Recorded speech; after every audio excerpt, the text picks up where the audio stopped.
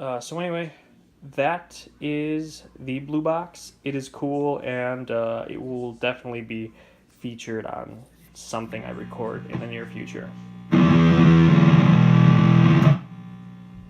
Hey, Felix and Friends here. So today I got, I filmed this on my iPhone, so like I don't know if you could. I mean, even in the viewport here. I got a Blue Box today, an MXR Blue Box. If you don't know what that is, look it up. It is really hard to explain, but basically, I'll show it to you instead of showing you my face right now.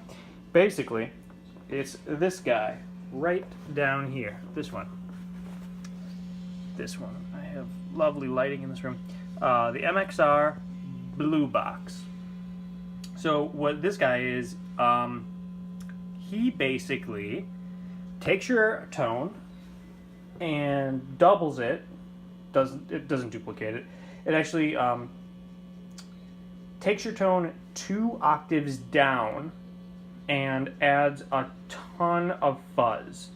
And it's a very, very distinct type of fuzz. It's nothing like a Big Muff style fuzz. It's very unique, to say the least. So let me strap up here, right? Strap up.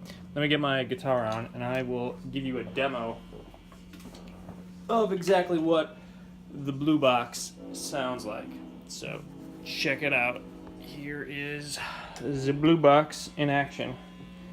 So focus. Blue Box is on. So immediately you may have noticed a a drop in noise level, right? And that's what the Blue Box does. So as a warning to anyone who buys this, it will take your volume level down a lot, right? So this is just my low E string, no effects on. This is what it sounds like.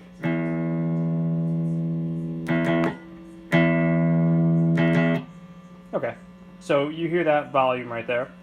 This is the Blue Box on.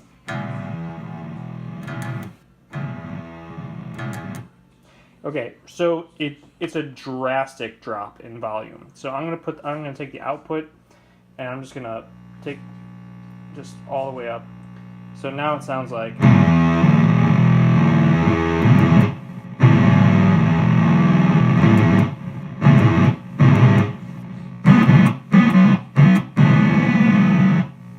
So do you hear that? It's kind of like you get these sort of like Nintendo-like tones out of it.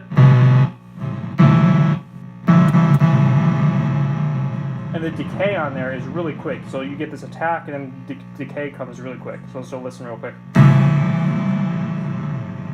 So it was like I plucked the note and there's like no sustain on there at all. So about this Blue Box. So output basically adjusts the level. But the volume, basically, right? So you would think, okay, well, all I have to do is just, set the output to be really, really high, like I've done on mine, and everything will be fine. Not true. The output and the blend knobs, so this is, the first one is output, second one is blend. The output and blend knobs, they work alongside each other. They work with each other to create, certain tones and such. So don't think of output as straight up volume. Think of it more as, this is such a unique pedal. I've never had anything like this, so I can't even describe it. But sort of think of it as, what does this output setting, how does this output setting relate to this blend knob setting, right? That's the only way I can tell you. So with blend over here at about 9 o'clock, it'll sound different depending on the output. I don't have a great microphone on me right now, so I'm not gonna record anything. But what I will do is I'm just gonna set my phone down somewhere where you can see something. I don't know what, and I'm just gonna play. I'm gonna play the blue box. So this is what it sounds like. So it's not very polyphonic, so you know. So what that means is it doesn't do well with chords. That was an A minor chord right there. So here's just a simple bar chord, right? A simple power chord. Here's a G. It doesn't handle these things well. So it's monophonic. So it's a monophonic type pedal. It does really well with just like soloing and stuff. So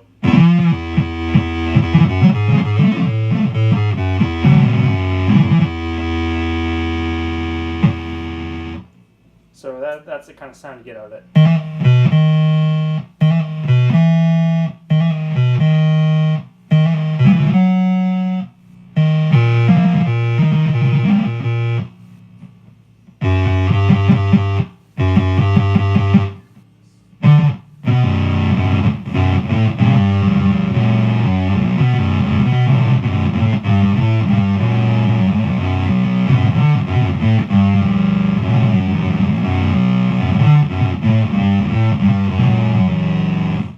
So that fuzz you're hearing, that's not because the microphone is overwhelmed. Like, that's the sound of the fuzz on this box. So when the blend knob, you're gonna see my hands for a second, sorry. So when the blend knob is kind of toward, I don't know, 9 o'clock, you know, toward the lower positions, when the blend knob is in the lower positions, you get more of the octave sound, right? So less fuzz, more octave. The octave, you know, side of things is more pronounced. And as you turn the blend up, as you turn it up, you end up with more fuzz than octave. So the higher you turn blend, the more fuzz you get. The lower the blend knob goes, the more pronounced the octave sound is. So you heard that. This is you hear more of an 2 octaves down when I do this. And then if I turn the blend up, I'll just turn it all the way up as far as it goes. You'll hear more of just a straight up fuzz sound. You get that octave down sound, but the fuzz is more pronounced.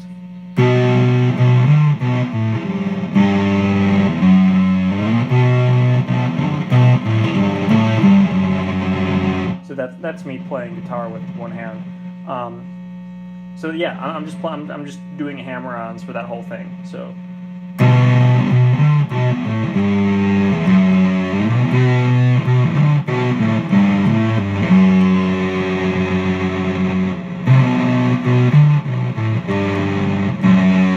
So the fuzz is more pronounced when it's up, and when you turn it down, the octaves are more pronounced.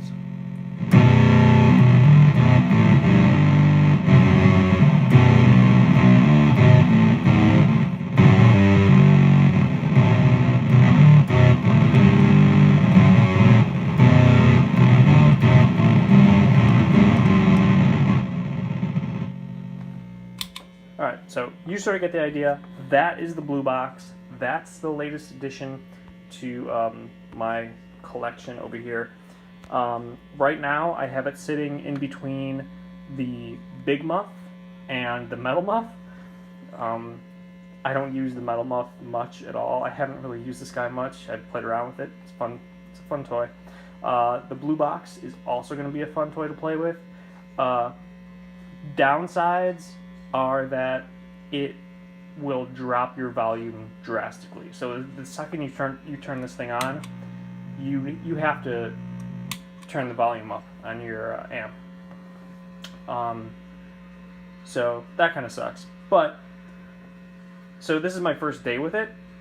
I know it has limitations, but at the same time, I haven't spent enough time with it to sort of know how to get around them or how to get the best use out of it. So like I said, right now I have it after my Big Muff going into the Metal Muff, and then that second row of effects there, that's my effects loop. So I have a phaser, chorus, flanger, delay, and reverb going in my effects loop, and my main. This is going straight into the front of the amp, the front row, and the second row is the effects loop. So the front row starts from the Vox wah going through the metal muff, and then as far as signal chain, the effects loop goes out to the phaser, the MXR phaser you see there, and goes up through the Holy Grail reverb that way. Anyway, I mention this because I don't know where exactly in the signal chain I'm going to use this. So far, I've used it with fuzz and without fuzz. I had the big muff on as well as the blue box, and not a good idea. Basically, you just can't tell the difference. So putting distortion into the blue box does not enhance the blue box, does not make it louder. The blue box is sort of like its own thing, so I wouldn't recommend putting any distortion into the blue box. I used it with the wah pedal. That had a pretty cool sound to it at times. That was pretty cool. So I don't know if I want to put the blue box before the wah or after the wah. I know, initially setting up this little setup, I knew I wanted it after the wah, but I might put it before and see what happens. But it's a lot of fun with the wah before the blue box. Having the blue box with a phaser on, so blue box plus phaser. If I could reach it with my foot from here, turn on phaser, please. It's kind of hard to carry the guitar and be the cameraman and everything at once. So that has a cool sound to it. I'll try to play guitar again with one hand.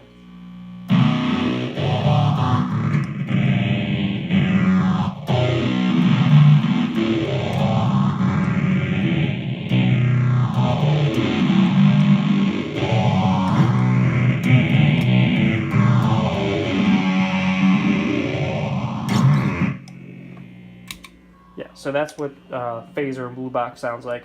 I think the blue box I feel like the blue box is a modulation effect and less of a distortion. I think the blue box will play really well with, just my modulation effects. The phaser I know it plays well with. My chorus I'm going to try out next. I'm going to try out the flanger with it, see what happens with my crazy obscura delay. Reverb, I don't know if reverb will help it or not, but what I do know is that a wah pedal, wah into the blue box is great, and then blue box into a phaser sounds really great. Really, really unique sound. It's something that you just have to experience for yourself. I watched a billion videos on this before I bought it, and they all sounded really good. They all somehow got a really great sound out of the blue box. I read the reviews, and they were sort of mixed. It was basically people like me who love it because it's such a unique thing, and then there were people who were like, this is a piece of shit because every time I turn it on, my volume drops. So I'm in the camp of people who don't care about the volume drop. I'm going to figure out how to get around that and love it for what it is. Yeah. Oh, and and I'm sure everywhere you look, if you search for this online, you'll see that it was this is the effect that Jimmy Page used on "Fool in the Rain." Led Zeppelin for the solo in "Fool in the Rain." He used this. This is the pedal he used. And funny enough, there's actually the instruction manual actually gives you some presets.